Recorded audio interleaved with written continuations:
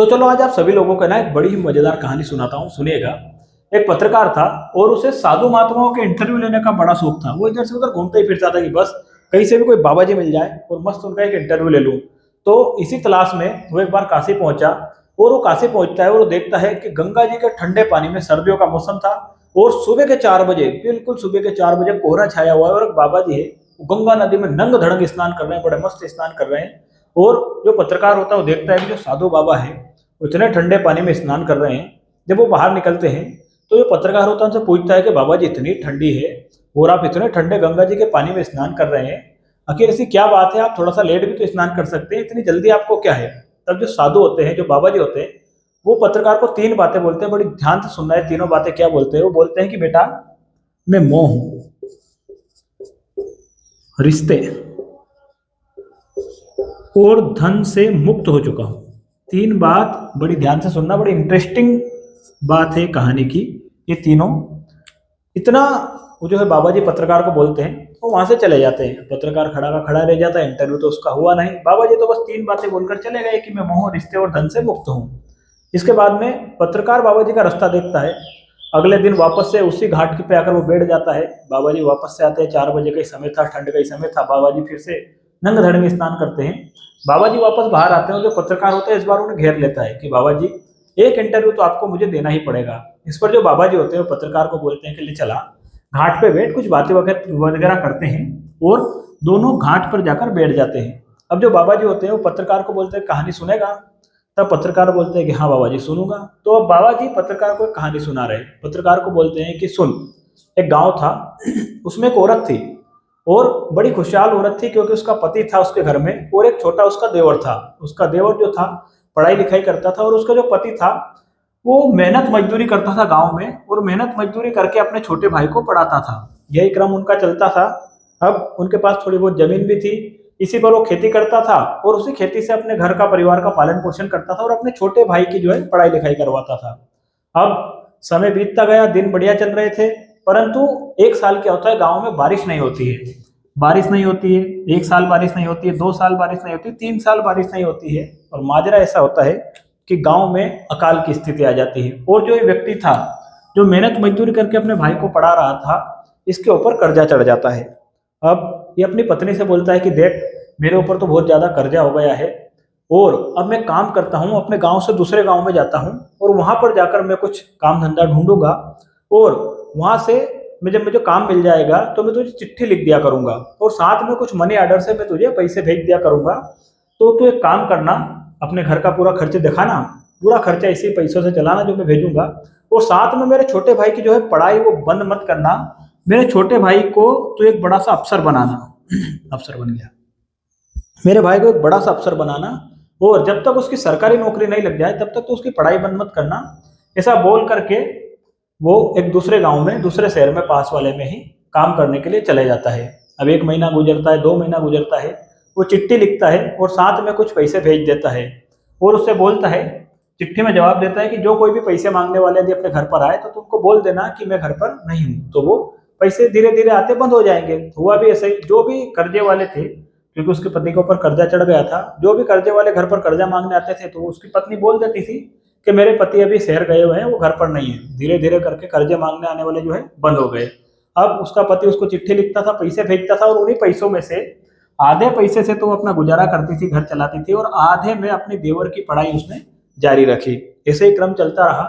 परंतु 1 महीने, 2 महीने, 3 महीने, साल दर साल, और कुछ समय बाद ऐसा समय आया, 2-3 साल तो चिट्ठियां आती रही, पैसे मिलते रहे, पर 2-3 साल बाद ऐसा समय आया कि जो उसके पति की थी वो चिट्ठी आना कम हो गई। पहले 1-1 महीने में चिट्ठी आती थी तो अब 5-5 महीने में आना शुरू हो गई। और धीरे धीरे करके उसके पति की जो चिट्ठी थी, पति का जो पत्र था, वो पत्र आना बंद हो गया और साथ में पैसे भी आना बंद हो गए। तो वह जो औरत थी उसने मेहनत मजदूरी करना शुरू की। वो खेतों में जाती, काम करती और उन्हीं मेहनत और मजदूरी के पैसों से उसने अपने देवर की पढ़ाई जो है शुरू रखी। अब उस गांव में एक ऐसा चलन था कि जो अकेली औरत है वो गांव में नहीं रह सकती है। गांव वालों जो है पंचायत बिठाई और पंचायत बिठा करके उस औरत से कहा कि देख, तेरे पति को इतने साल हो गए हैं, उसकी ना कोई चिट्ठी आई है, ना कोई पर्ची आई है, ना तेरे पास पैसे आए हैं, और इसका मतलब यह है कि शहर में तेरे पति को कुछ हो गया और तेरा पति जो है मर गया है और इसलिए अब तू विधवा हो गई है, और विधवा औरत अकेले गांव में नहीं रह सकती, ऐसा हमारा नियम है। औरत बोलती है कि मेरे पति की चिट्ठी नहीं आ रही है, परंतु इसका मतलब ये थोड़ी कि वो विधवा हो गया, परंतु गांव में पंचायत बैठती है और गांव वाले उसे विधवा डिक्लेयर कर देते हैं। और जाहिर सी बात है, बहुत सारा समय हो गया था और उस टाइम पे मोबाइल वगैरह कुछ थे नहीं, डाक पत्री का जमाना था। अब गांव में एक और नियम था कि जो ब्याहता स्त्री होती है उस पर तो अपने पति का अधिकार होता है, परंतु जो विधवा हो जाती है, जो औरत विधवा हो जाती है, तो विधवा औरत पर हमेशा अपने पिता का अधिकार होता है। तो गांव वाले उसे अपने पिता के पास में भेज देते हैं। अब एक रात को वो औरत अपने पिता के घर पर सोई हुई रहती है, और उसका जो पिता था वो नशेड़ी था, दारू पीता था, जुआरी था, जुआ खेलता था। और वो रात में अपने पिता को एक व्यक्ति से बात करते हुए सुनती है। वो अपनी बेटी का सौदा करने वाला था, उसे बेचने वाला था। और जब ये औरत रात को ये सारी बातें सुन लेती है अपने पिता की बात कि मेरा जो पिता है कल सुबह मुझे किसी व्यक्ति के साथ में बेच देगा, और हो सकता है वो व्यक्ति मुझे किसी दूसरे व्यक्ति के पास में भेज दे, और कहीं ऐसा ना हो कि मुझे वेश्यावृत्ति में ढकेल दिया जाए, तो सुबह उठती है, अपना सामान बांधती है और कहाँ आ जाती है, वो आ जाती है अपने देवर के पास में। अपने देवर के पास में आ जाती है और अपने देवर से बोलती है कि मेरा पिता जो है मुझे बेच देगा, मेरी इज्जत का सवाल है, इसलिए मैं तुम्हारे पास ही रहना चाहती हूँ। अब जो देवर होता है वो फिर वही गांव वाली बात, गांव वालों की पंचायत की बात बताता है कि भाभी ऐसा है कि जो विधवा औरत है वो गांव में नहीं रह सकती है, गांव में केवल ब्याहता ही रह सकती है, विधवा अपने पिता के पास ही रहती है, ऐसा गांव का नियम है। तो जो औरत होती है वो औरत अपने देवर को बोलती है कि ये नियम तो तुम्हारा ठीक है, परंतु गांव में एक नियम और है कि जो विधवा औरत है वो अपने देवर से शादी भी कर सकती है, तो तुम मुझसे शादी कर लो।